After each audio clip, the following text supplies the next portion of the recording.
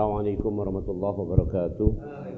Alhamdulillah wassalatu wassalamu ala Rasulillah wa ala alihi wa sahbihi wa man wala. Asbahna ala fitratil Islam wa kalimatil ikhlas wa ala dini nabiyina Muhammadin sallallahu alaihi wasallam wa ala millati abina Ibrahim hanifa wa ma kana minal musyrikin. Wa qala ta'ala a'udzu billahi minasy syaithanir rajim. وأقم وجهك للدين حنيفا فطرة الله التي فطر الناس عليها لا تبديل لخلق الله ذلك دين القيم ولكن أكثر الناس لا يعلمون. Maka hendaklah kalian menghadapkan diri kalian ke dalam agama yang lurus, yaitu agama yang fitrah, yang Allah menciptakan manusia di atas fitrah itu, tidak akan diubah selama-lamanya fitrah itu. Dan demikianlah agama yang lurus, tetapi sebagian besar manusia tidak mengetahui. Kata kuncinya yang paling ujung, sebagian besar manusia tidak mengetahui tentang konsep tadi. Jadi, ulangi. Jadi kita ini diciptakan dalam keadaan fitrah. Kita hidup juga dalam sistem, dalam panduan yang fitrah. Nih, jadi diciptakannya fitrah, hidupnya fitrah, tetapi sebagian besar manusia tidak mengetahui. Nah, apa itu fitrah? Kita langsung. Fitrah, pengertian para ulama yang pertama adalah cenderung kepada kebenaran atau kebaikan. Jadi ketika kita itu milih, ada yang benar, ada yang salah. Kamu milih mana kira-kira? Yang benar. Ada yang bagus, ada yang jelek. Milih yang mana? Yang bagus. Itu fitrah. Itu satu. Yang kedua, fitrah, para ulama mengatakan fitrah adalah tauhid. Fitrah adalah tauhid. Jadi orang itu secara fitrah, bahkan dalam yang buku pernah disinggung oleh Ari Ginanjar itu, dan ada memang buktinya dalam penelitian neuroscience bahwa manusia itu punya God spot, punya titik Tuhan di dalam sistem sarafnya. Maka itu seluruh dunia kita temukan tidak ada tempat kecuali ada tempat penyembahan terhadap Tuhan. Entah istilahnya apa. Jadi kita contoh, di suku Indian di Amerika ada tempat ibadah, kira gitu. Di suku aborigin di Australia ada tempat ibadah. Di suku-suku terpencil di Afrika ada tempat ibadah. Di Indonesia ini sebelumnya zaman apalah gitu ada tempat ibadah.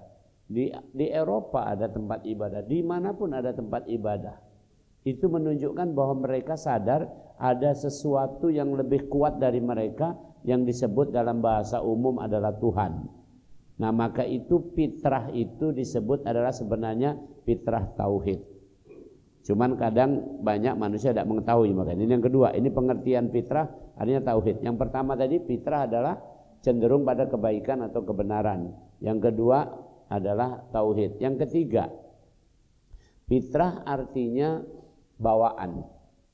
Jadi kita ini membawa keadaan seperti ini namanya fitrah, sudah.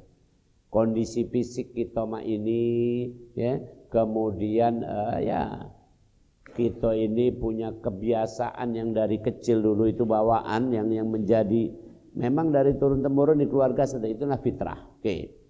Yang keempat, arti kata fitrah adalah ya jati diri atau identitas.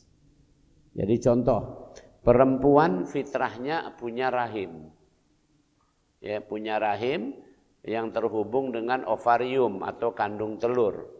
Laki-laki tidak punya rahim, itu fitrah, identitas. Maka banyak nanti penyimpangan-penyimpangan dari fitrah ini. Jadi jati diri atau identitas adalah fitrah.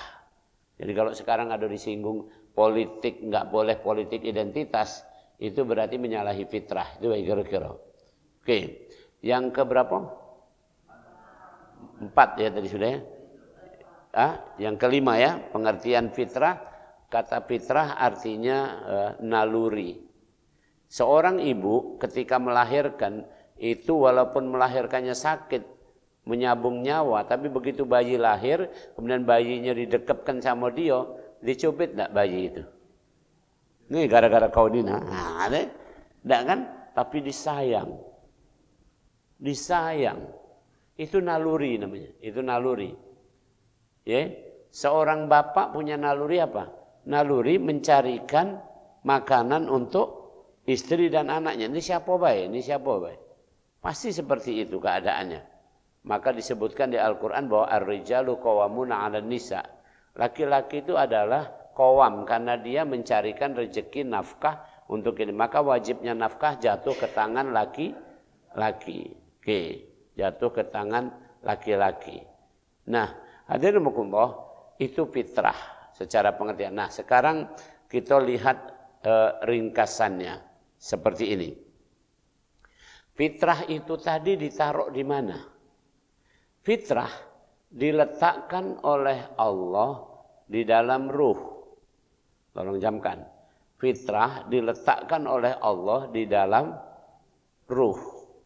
Bukan di jasad, bukan di badan. Bukan di badan. Oke, tapi di ruh. Nah, kemudian ya di Al-Qur'an dikatakan summa sawwahu di surat 32 ayat 9. Kemudian kami sempurnakan bentuk manusia di dalam rahim.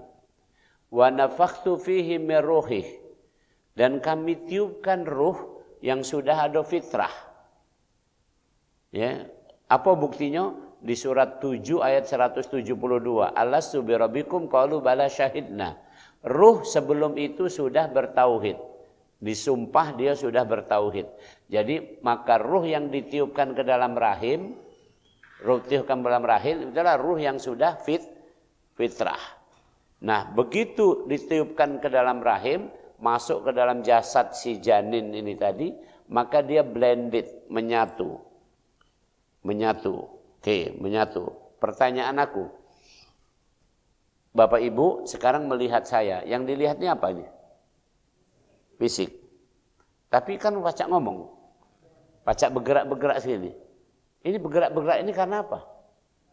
Saraf, karena apa? Anggaplah aja. Terus kemudian pacak mikir, pacak omongannya teratur. Dari mana itu? Nah, jadi itu sebenarnya wujud dari ruh.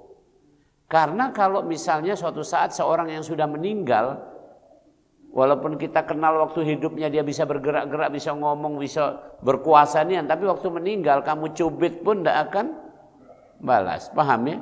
Ini ruh nih. Nah, ruh adalah suatu misteri. Yas'alunaka 'anir ruh qul ruhu min amri rabbi wa ma utitu minal ilmi illa qalila. Kamu tidak tahu tentang ruh itu kecuali sedikit. Maka untuk tahu tentang ruh yang fitrah ini tadi dilihat dari 3 hal. Nah, inilah saya ingin sampaikan. Ruh ini akan terlihat dari 3 hal. 1, ruh akan terlihat dari akal. Jadi orang yang berpikir, orang yang masih berpikir, berarti dia masih punya ruh. Jadi ibaratnya walaupun masih hidup tapi sebenarnya dia tidak mikir. Karena ada 3, jadi hilang sepertiga berarti hilang sudah nih. Mudahnya begitu. Kan banyak orang nggak mikir kan. Banyak orang nggak mikir banyak. Atau salah pikir. Ini menyalahi fitrah. Yang kedua, ya, ruh tampak dari keinginan. Dalam bahasa Al-Qur'an syahwat dan hawa. Syahwat di Al-Qur'an surat Ali Imran ayat 14, ya, hawa di surat 53 ayat yang ketiga. Oke, jadi ulangi, atau di surat 45 Jathiyah ayat yang ke-25. Jadi sekali lagi, yang kedua, ruh bisa dilihat dari keinginan. Keinginan ada 2 macam. Keinginan kepada materi namanya syahwat. Keinginan kepada yang bukan materi, misalnya pengin pujian, ya, pengin ilmu yang banyak, itu namanya keinginan terhadap yang bukan materi. Itu namanya hawa. Nah, syahwat dan hawa dalam bahasa Indonesia dikenal dengan hawa nafsu. Di bahasa Indonesia dikenal dengan hawa nafsu. Kalau Al-Quran mengatakannya rinci, bagus banget. Contoh, Zuyyina linnasi hubbus syahawati minan nisa wal banin wal qanatir muqantarati minadh dhahab dan kamu punya syahwat kepada perempuan, dan kamu juga punya syahwat untuk punya anak-anak. Kelihatan kan anak-anak? Perempuan kelihatan, anak-anak kelihatan, dan kamu punya syahwat terhadap harta benda. Kelihatan harta benda? Dan sebaliknya ada namanya Hawa. Afara'aita man ittakhadha ilahahu hawa. Pernahkah kamu melihat orang yang menjadikan Hawa sebagai Tuhannya? Hawa adalah keinginan kepada yang bukan materi. Contoh, mohon maaf, keinginan untuk berkuasa, keinginan untuk ngatur, banyak hal lah sini. Ya, subhanallah. Saya merasakan. Jadi kalau fenomena besar di Indonesia Raya ini, mohon maaf ya, ini kan lucu ya.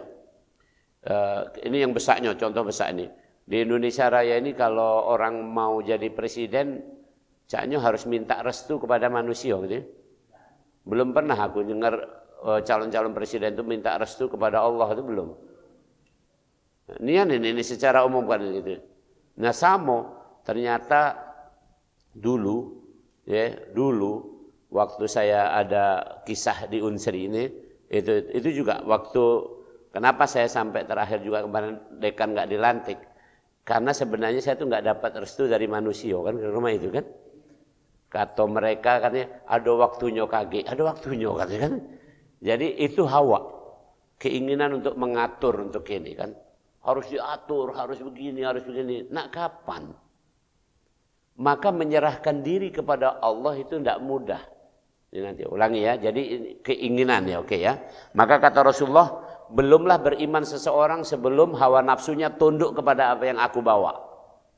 Oke ini, tunduk kepada yang aku bawa. Yang dibawa Rasul apa? Islam, Al-Quran ini. Jadi sebelum kita tunduk kepada Al-Quran, belum akan ini. Lagunya Opik itu ada salah satunya, Opik menyanyikan bahwa orang kalau nggak tunduk kepada Al-Quran ya hidupnya akan nganar kan, kira-kira begitu. Oke. Jadi yang kedua, ruh itu tampak dari keinginan atau hawa nafsu atau syahwat dan hawa itu yang kedua, ruh. Yang ketiga, ruh tampak dari kolbun, dari hati. Apa bedanya hati dengan akal? Akal adalah ilmu yang sampai pada tahapan cuman untuk pertimbangan. Tapi kalau kolbun, ilmu sampai kepada keputusan.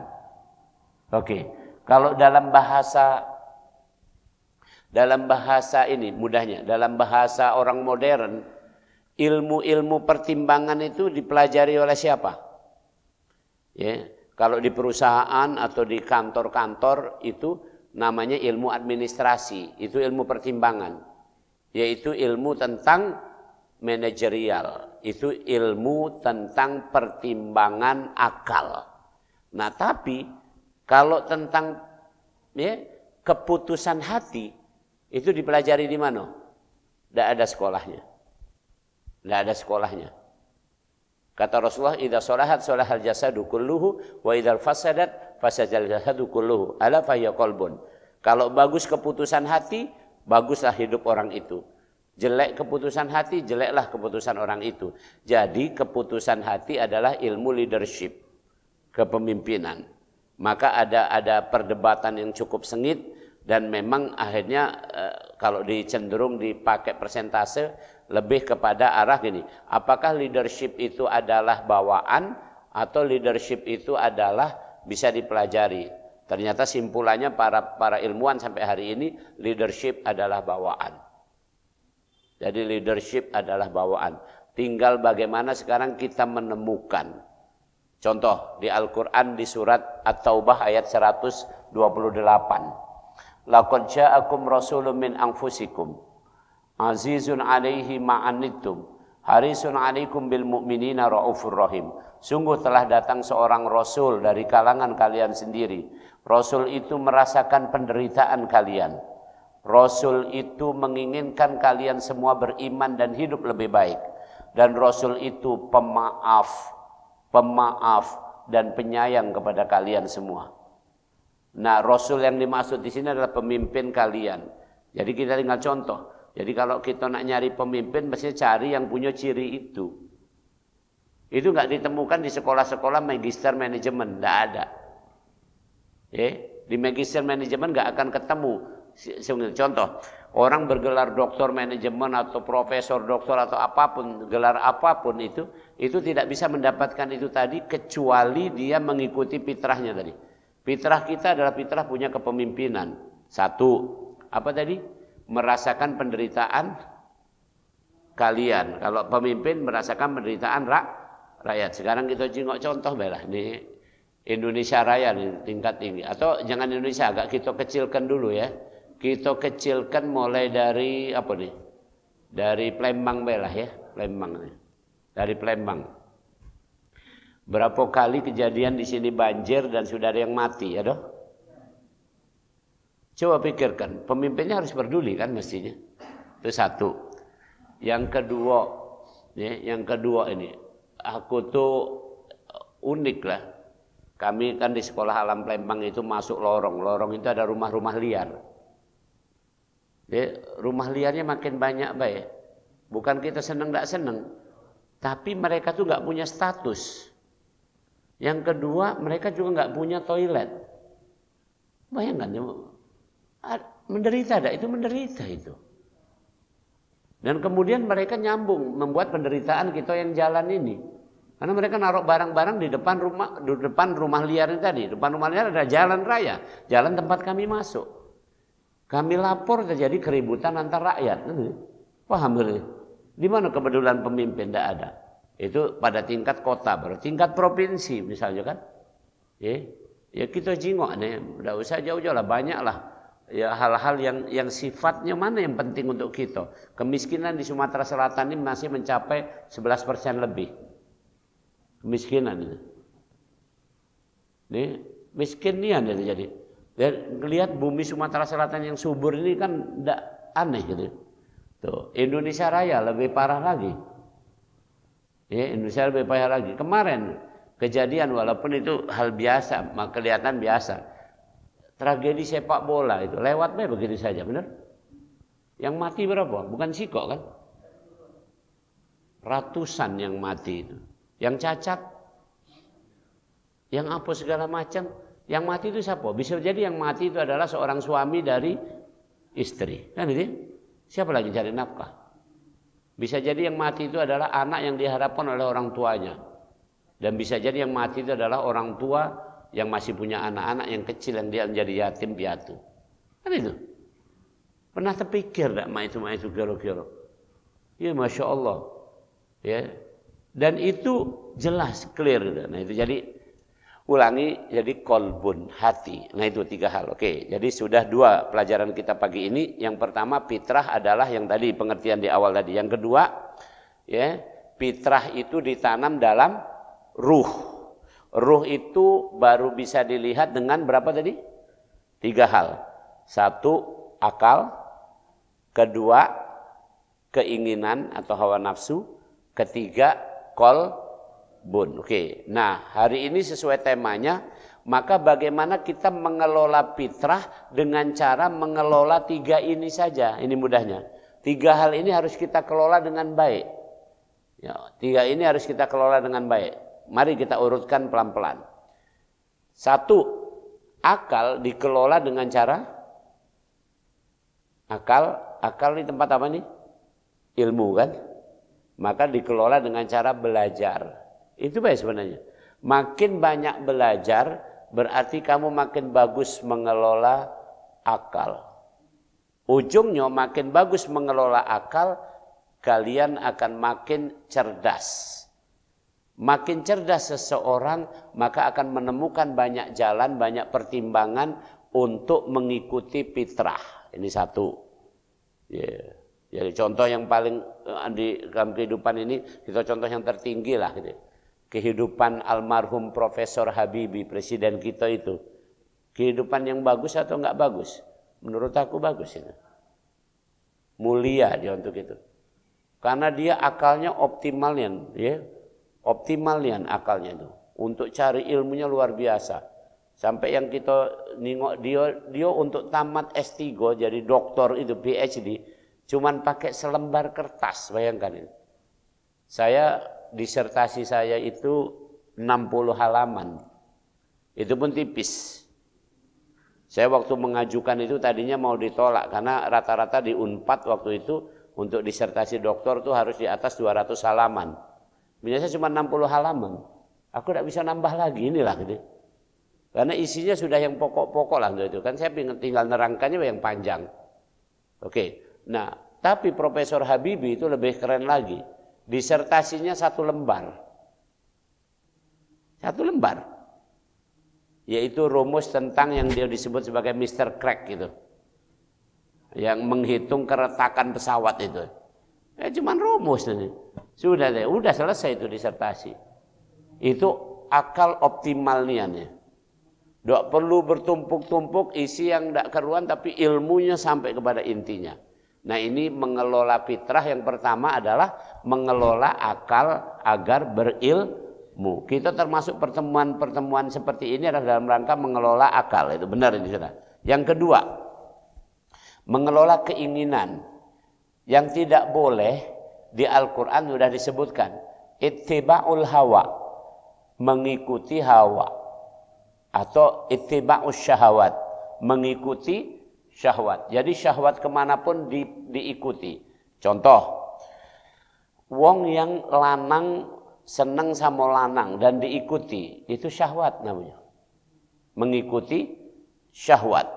Nah ini mengikuti hawa nafsunya. Wong yang minum, jelas-jelas ini. Rasul ditawari 2 minuman waktu Isra Mi'raj. Ditawari khamar, ditawari susu. Rasul memilih susu. Karena Rasul ya mengikuti ya kebenaran, bukan mengikuti keinginan syahwat tadi. Boleh tidak kita minum khamar? Boleh, kage. Waktu di surga ada disebutkan di Al-Quran. Ya. Wildanun mukhalladun bi akwabi wa abarika wa ka'sim min ma'in la yusaddauna anha wa la yunzifun. Dan nanti di surga itu para pemuda menjadi pelayan, orang-orang muda jadi pelayan, mengedarkan cangkir-cangkir dan mereka meminum khamar tapi tidak mabok. Itu. Dari surga kage, bukan di sini, bukan. Nah, maka yang namanya keinginan itu mesti dikendalikan. Nah, ini yang kedua, ilmu kedua. Cara fitrah adalah mengendalikan keinginan. Keinginan bagus tak? Bagus. Kalau nggak ada keinginan, nggak ada kemajuan. Nggak ada keinginan, nggak ada kemajuan.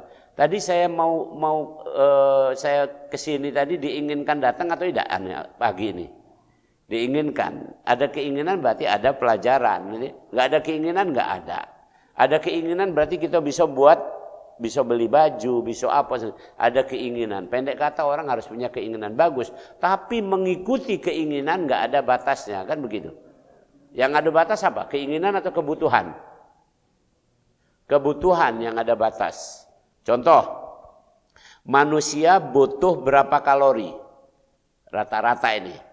Orang umum, orang yang secara umum, kerjaan secara umum, orang dewasa butuh 1.800 kalori. Orang yang kerjaannya sangat berat, kayak mungkin presiden, gubernur, segala macam itu, ya itu butuh 2.500 kalori, lebih tinggi. Kebutuhan pikiran lebih besar. Otak itu membutuhkan lebih dari 1/4 dari energi. Jadi kalau 2.500 kalori itu otak membutuhkan lebih dari 500 kalori untuk otak baik itu. Untuk menghidupkan otak, yang lain-lain kecil kebutuhan energinya. Nah, jadi itu kebutuhan, ada ininya. Dan misalnya 2.500 kalori itu berapa? Ya kira-kira 3 potong ikan, ya ditambah ini kan sebenarnya itu namanya kebutuhan. Tapi kalau keinginan, ini ada kisah yang cukup tragis, mohon maaf saya nggak usah nyinggung. Ada kisah lagi ditangani KPK itu. Ada satu perusahaan besar. Ya, ini muslim ini. Beliau sudah almarhum, bagus sebenarnya nih. Perusahaan besar ini sudah almarhum, haji, beliau ini punya istri 4. Ya, kemudian beliau ini meninggal, sebelum meninggal dia dengan bagus sudah membagi warisannya. Sudah dibagi warisannya, sudah bagus. Tapi salah satu anaknya nakal. Nakal, yaitu warisan tadi diambil alih oleh salah satu anaknya, bekerja sama dengan aparat. Dan aparat itu disogok lebih dari 50 miliar. Nah, ternyata berapa asetnya? Salah satu asetnya di Pontianak saja 2 triliun. Ini holding company besar ini. Ya, lagi ditangani oleh KPK. KPK menangani bukan masalah warisan, menangani masalah aparat yang disogok tadi kan gara-gara itu. Perhatikan, maksudnya kalimat saya itu, kalau nak ditunggu-tunggu nih, kalau 2 triliun itu yang Pontianak, yang Jakarta, yang Dumai, yang mana-mana itu, beliau ini adalah punya perusahaan rekanan utama Pertamina dalam shipping oil, dalam pengapalan minyak, termasuk kapal-kapal mungkin yang sampai ke Sungai Gerong ini kan, jadi besar sekali ini. Jadi intinya duitnya banyak nian. Wong nyogok orang aja sampai 50 miliar lebih. Banyak enggak 50 miliar nih? Belum pernah nyingok sih. Banyak itu kan. Itu segera nyogok ditambah mobil mewah katanya segala macam. Itu satu orang. Yang disogok pasti enggak satu orang kan, banyak. Untuk memuluskan mengambil alih warisan ini tadi. Jadi intinya kalau keinginan itu diikuti kayak gitulah. Setelah sudah kayo rayo misalnya, enggak salah bapak ini udah benar. Tapi keinginan anak-anaknya nggak dikendalikan kan gara-gara. Jadi akhirnya ribut seperti ini. Subhanallah. Maka kita harus tata. Harus ini. Saya contoh misalnya, mohon maaf saya bukan ngomong nggak tanpa praktek, saya praktek. Jadi istri saya, anak-anak saya kumpulkan ketika sudah dewasa ini. Saya udah kasih tahu ini kita ada aset sekarang nih, kita hitung. Aset yang dimiliki bapakmu ini atas nama bapakmu ini ada 2. Yaitu galau-galau tanah. Kalau mobil ya itu mobil bekas kan ya lewat lah gitu ini. Ini asetnya tanah 2 ekor. Tapi lumayan tanah itu yang sekolah itu 1,2 hektar. Yang di Tegal Binangun itu hampir 6.000 meter. Kalau digabung ya hampir 2 hektar. Kalau dinilai cukup banyak. Terus kemudian saya bawa ke notaris. Saya wakafkan tanah itu dua-duanya. Jadi anak-anak istri dan anak-anak saya sudah saya kasih tahu, kalian nggak berhak lagi terhadap tanah ini. Ini sudah wakaf untuk yayasan. Mumpung aku masih hidup. Untuk membatasi keinginan tadi. Kalau kamu pengen kaya sekarang aku didik kamu baik-baik, kamu cari dewek lagi dengan ilmu yang kamu punya. Dengan kemampuan kompetensi yang kamu punya. Setuju? Setuju. Tapi setelah dewasa, jangan waktu kecil-kecil ya. Waktu baru masih misalnya baru SD dipanggil sini nak, ini kuwariskan ini nak. Apalah bapak ini ngomong apa? Ini kalau ini sudah besar-besar ini ya ini sudah besar-besar ini. Baru 2 tahun kemarin lah saya sampaikan kepada mereka dan saya panggil notaris untuk itu. Nah, itu untuk mengendalikan hawa ini. Supaya kita, kalau hawa nafsu dikendalikan, maka kita dalam keadaan fitrah. Yang terakhir, yang ketiga, mengendalikan hati. Hati ini adalah panglimanya. Jadi gini, kalau manusia itu dipimpin oleh hawa nafsu, maka yang terjadi kerusakan. Yang terjadi kerusakan. Dhaharul fasadu fil barri wal bahri bima kasabat aydin nas. Di surat nomor 30 ayat 44 atau ayat 41 atau berapa itu? Ya, sungguh jelas terjadi kerusakan di daratan dan di lautan karena ulah manusia. Ini karena hawa nafsu. Contoh, kalau sekarang ini ya ini bukan ini ya, bukan rahasia lagi gitu. Ini di Muara Enim itu, Tanjung Enim tempat eksplorasi apa itu? Batu bara. Itu pernah saya diwawancara juga oleh yang mewawancara yang seksi killer, film seksi killer yang tentang pertambangan batu bara di Kalimantan, yang itu melibatkan para pembesar negeri nih. Maka film seksi killer itu sampai dikejar-kejar. Nah, grupnya seksi killer pernah mewawancarai saya. Nah, itu tentang kerusakan alam yang terjadi dengan penambangan batu bara, dan itu memang terjadi. Ya mau nggak mau memang ada. Saya ditanya bukan masalah lingkungan, masalah kesehatannya. Jadi hasil pemeriksaan klinis di sebelah sana memang menunjukkan ada endapan namanya asbestosis, endapan debu dalam paru-paru. Jadi mau nggak mau memang seperti itu keadaannya. Itu konsekuensi memang dari satu pertambangan itu. Tapi intinya baca ada itu dikendalikan dengan hati ini. Mana hati mengendalikan? Ya harusnya ada pembatasan manusia yang keputusan jangan dekat-dekat pemukiman dan sebagainya. Mungkin pemukiman direlokasi dan sebagainya. Dan itu biayanya besar. Itu satu. Yang kedua, misalnya contoh lagi ini, kerusakan ini. Kemarin contoh yang walaupun diguyon tapi nyata. Kenapa Jerman kalah itu, terus balik itu, tidak masuk babak 16. LGBT ini yang itu. Karena Jerman itu dari pertama datang langsung ngomong, kenapa LGBT dilarang? Kami protes, langsung protes begitu. Dan waktu foto-foto waktu pertandingan pertama lawan Jepang ya. Lawan Jepang itu dia pose dulu, pose mendukung LGBT. Sementara wong Jepang tuh lanang galo kan. Yang ini kan setengah lanang kalau LGBT kan. Lanang ida, betino ida ya. Oke ini. Jadi hanya waktu tanding ya jelas lihat beringas yang Jepang memang wong lanang. Ini contohnya. Orang keputusan hati yang prihatin gitu ada. YouTuber Plembang ini terkenal budak itu masih muda. Anak wong Pertamina sinilah. Kebetulan tinggal di Jerman. Terkenal itu. YouTuber itu pakai jilbab budak ini. Ya. Tapi membela habis, bukan membela Jermannya, Jermannya dibela karena dia tinggal di sana. Bukan hanya Jerman yang dibela, tapi LGBT-nya yang dibela. Aneh kan? Rusak hati itu. Ini hati itu rusak ini. Jadi orang muslim pun seperti itu. Jadi sekali lagi kalau hawa nafsu menjadi pemimpin, itu yang terjadi kerusakan. Yang kedua, sekarang kalau akal yang menjadi pemimpin, rusak tak? Contoh, akal menjadi pemimpin rusak tak? Ini mudah, Bay. Sekarang contoh, di Indonesia ini pakai sistem apa kita? Pancasila atau demokrasi? Demokrasi ini, Anan. Kalau kita pakai Pancasila, mestinya pakai sila keempat kita. Permusyawaratan. Kita musyawarah ngambil perwakilan, itu mestinya begitu. Kalau sekarang tidak, kita pakai demokrasi, one man, one vote. Satu orang, satu suara. Kalau permusyawaratan perwakilan itu sudah mendekati Islam. Disebutkan di surat nomor 42, nama suratnya juga syura. Wa amruhum syura bainahum. Dan mereka merembukkan musyawarah terhadap urusan mereka. Dan ini pernah terjadi pada waktu menjelang kemerdekaan. Waktu menjelang kemerdekaan semua orang bermusyawarah. Ada Bung Hatta, ada segala macam itu semua bermusyawarah dan kemudian siapa yang harus dimunculkan itu. Kalau sekarang kan tidak mau itu. One man one vote dan itu bisa dimainkan.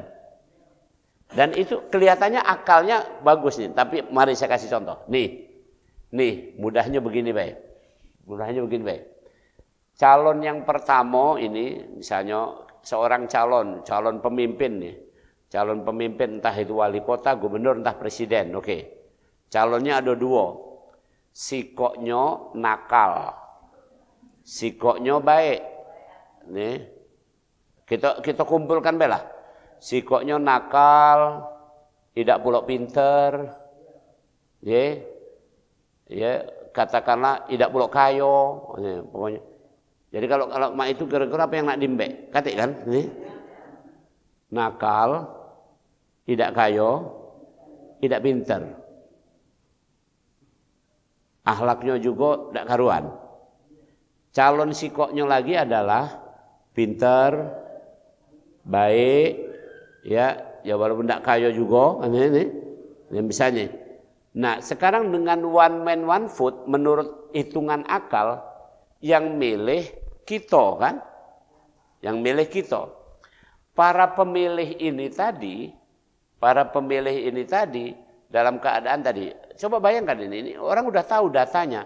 Kenapa data kemiskinan itu penting? Di Sumsel tadi berapa? 11%. Jadi kalau itu orang yang 11% penduduk Sumsel dari 9 juta ini, jadi kira-kira 1 juta orang di Sumsel ini adalah miskin. 1 juta orang miskin itu di Sumsel itu 11% itu. Kalau pemilu kan udah dapat 11%, ngerti tidak? Udah dapat 11%. Jadi wong ini tidak butuh baik, tidak butuh pintar, tidak butuh apa. Yang butuhnya adalah mano beras. Paham enggak gara-gara? Ini one man one vote. Jadi ketika orang itu memilih, tidak mungkin memilih berdasarkan, oh itu pemimpin yang baik, calon pemimpin yang baik. Tidak kati. Yang penting sekarang ada rupa, ada rego. Ini. Siapa yang nak kamu pilih misalnya? Itu nah. Ini ustadz itu nah. Misalnya yang pilih ini. Ya tapi ustadz itu buntu. Tidak nunjuk kami apa-apa. Tidak dipilih. Ini. Yang kedua lagi. Tentang politik identitas. Saya sering ngomong-ngomong ini karena penting. Coba yang di depan ini laki-laki atau perempuan? Yang di sana? Oke, sekarang aku tanya lagi. Kaget siang jam 12, yang lanang-lanang ini jadi betina atau tetap lanang? Yang sana? Tetap. Paham? Itu namanya identitas. Ini benar saya sampaikan. Satu, jadi jangan sampai memilih itu tidak jelas milih lanang atau milih betina. Itu satu ini. Ini logika yang salah tadi. Kalau tidak boleh politik identitas, jelas beda memilih lanang sama memilih betino. Yang kedua, kita kalau ini muslim apa tidak? Muslim. Nah, kemudian kaget sore kita masih muslim tidak? Jadi kalau mau itu muslim ini, keislaman ini adalah identitas. Sebaliknya ini baju saya identitas bukan? Bukan. Ini baju saya bukan identitas. Baju yang seperti ini ada tidak orang lain pakai juga? Aduh. Atau baju ini nak aku pakai terus tak ini? Besok aku ketemu pakai inilah nih. Bagaimana? Tidak, ini ku lepas. Ini nanti kaget misalnya aku ada kondangan ini, tidak ada aku nak kondangan pakai baju ini kan? Ini bukan identitas. Jadi yang dimaksud politik identitas itu sah. Nah tapi dengan akal yang diotak-atik itu kita ngerasa tidak sah di Indonesia. Itu kalau akal. Nah terakhir fitrah itu makanya harus dipimpin oleh hati. Maka di Al-Quran dikatakan kalau kamu mau fitrahnya bagus nanti kembali kepada Allah dalam keadaan fitrah. Ila man atallah biqalbin salim. Hati harus memimpin hati yang salim, hati yang bersih. Hati yang bersih itu macam mana? Hati ringkasnya dak katik penyakit. Dak katik penyakit. Ya, dak katik penyakit ini. Jadi kalau hati dak katik penyakit atau minim penyakit, maka hati ini bersih dan fitrah itu akan berjalan. Jadi kalau ringkas cerita, semua orang lahir dalam keadaan tadi fitrah. Kan kita mengelola fitrah ini. Semua orang lahir dalam keadaan fitrah. Nah, bagaimana nanti dia kembali kepada Allah juga fitrah, asal dia menjadikan hati sebagai panglimanya. Tapi hati yang mana? Hati yang bersih. Kalau dakma itu dia tidak bisa mengelola fitrah ini dengan baik. Tidak mungkin dia bisa mengelola fitrah dengan baik. Contoh, kalau dia menjadikan hawa nafsu sebagai panglimanya, rusak tadi. Kalau menjadikan akal sebagai panglimanya, maka budike. Bacanya bagus tapi sebenarnya bohongin. Budike. Niat betul akal itu. Maka saya sudah sering ngomong, kalau kamu suruh milih etika, moral, akhlak, kamu milih mana? Akhlak. Karena Rasul itu disebutkan innama bu'itsu liutammima makarimal akhlak. Aku diutus untuk menyempurnakan akhlak. Karena akhlak sudah meliputi etika dan moral. Tapi etika tidak masuk akhlak, belum tentu. Etika kebaikan berdasarkan akal. Moral kebaikan berdasarkan adat. Akhlak kebaikan berdasarkan iman. Nah, itu ya. Maka kalau kita di ranah Minang itu kan adat basandi syara. Itu karena dia ingin mempertegas. Sebenarnya nggak disebut gitu sudah tahu orang. Kalau syarak berarti di dalamnya sudah ada adat yang baik, kira-kira begitu. Tapi kalau adat saja belum tentu ada syarak. Kan kira-kira itu. Ada adat-adat tertentu yang melanggar akhlak. Nah, ini contoh, mohon maaf. Di Eropa itu ketemu orang lanang betino cipika-cipiki, benar? Adat itu. Di Arab itu adatnya kalau senang sama seseorang, aku pernah ngerasakan itu. Ada syekh di Arab itu senang sama aku. Karena aku ditanya, "Man anta?" "Ana tabib." Oh, ya, dia bilang testati qiraatul Quran. Kamu bisa baca Quran? Bisa. Coba baca Iqra. Aku baca, dia senang dengar bacaan ini. Oh, senang. Terus apa yang terjadi? Pala aku diusel-usel. Itulah ada di sana. Coba di sini kan kurang ajar megang pala ini. Itu adat. Adat. Kira-kira seperti itu. Jadi beda tempat, beda adat. Tapi tinggal mak mano ini disesuaikan. Kalau akhlak sudah pasti. Orang yang berakhlak pasti diterima di mana-mana pun. Nah ini kira-kira dalam mengelola fitrah itu seperti itu. Nah adapun orang kafir itu menutupi fitrah. Maka disebut kafir atau kafir artinya menutupi fitrah. Yang kedua orang kafir itu disebut deny. Yaitu menolak fitrah. Menolak fitrah. Tadi saya ceritakan tadi yang anak berjilbab tadi, yang YouTuber tadi, yang dukung LGBT tadi, dia sudah menikah dan dia ngomong dia sepakat sama suaminya rumah tangganya adalah rumah tangga child free.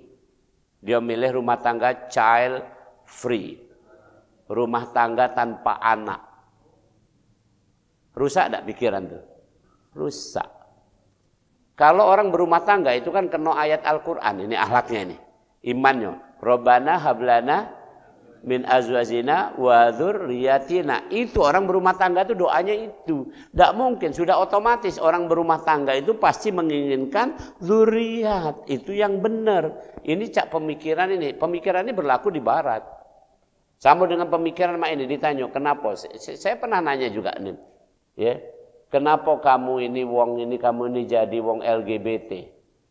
Jawabannya ringkas weh. Kan sudah banyak wong yang punya anak. Kalau kami kan tidak mungkin punya anak, tidak apa-apa. Paling tidak kami mengurangi jumlah penduduk. Mak itu katanya kan. Nggak, logika itu tidak tahu lagi. Jangan ngomong ke nyomak mana. Ya Rabbi Karim. Atau saya punya teman. Waktu saya tamat dokter bareng-bareng itu sama teman sama-sama mau tugas. Dia nanya sama dia dari Jakarta. Lo, Yon, lo udah mau menikah ya? Habis gua ini dapat SK untuk penempatan puskesmas, Pak Puskesmas, aku mau menikah nih. Ini lu goblok lu katanya, gitu katanya. Kenapa katanya? Kenapa aku goblok ini? Lu kalau udah menikah punya gaji itu dibagi dua nanti sama bini lu katanya. Habis itu apalagi kamu beranak, itu tambah lagi tuh. Ini kalau gua enggak lah. Ntar kapan-kapan aja lah katanya. Nah, itu kan sudah berapa tahun kemudian, nah ini saya ketemu waktu saya sekolah di UI. Bro, gua ada sekolah lagi nih di FKU ini, udah ngambil ini. Gimana kan ya? Ya aku lagi nih jaga klinik gitu. Aku enak bro sekolah di sini, temani istri bro, sama anak-anak gitu. Dari mulai terdiam dia mikir, ya juga ya, belum nikah juga dia. Waktu itu usianya udah 30-an. Kan seperti itu. Nah ini orang itu menyesal kan. Ini fitrah masalahnya. Maka fitrah itu harus dijaga dengan keputusan hati. Maka jadikanlah rumah tangga kita, keluarga kita, bangsa ini kalau bisa dengan keputusan hati. Kalau itu sebenarnya nggak akan jadi masalah. Subhanallah. Ya, cuman untuk mencapai keputusan hati itu rumit. Ya banyak orang itu tidak pakai keputusan hati. Itu demikian, mudah-mudahan bermanfaat. Jadi hari ini kita sudah belajar tentang mengelola fitrah. Itu sudah sampai kepada teknisnya. Demikian, tafadhol.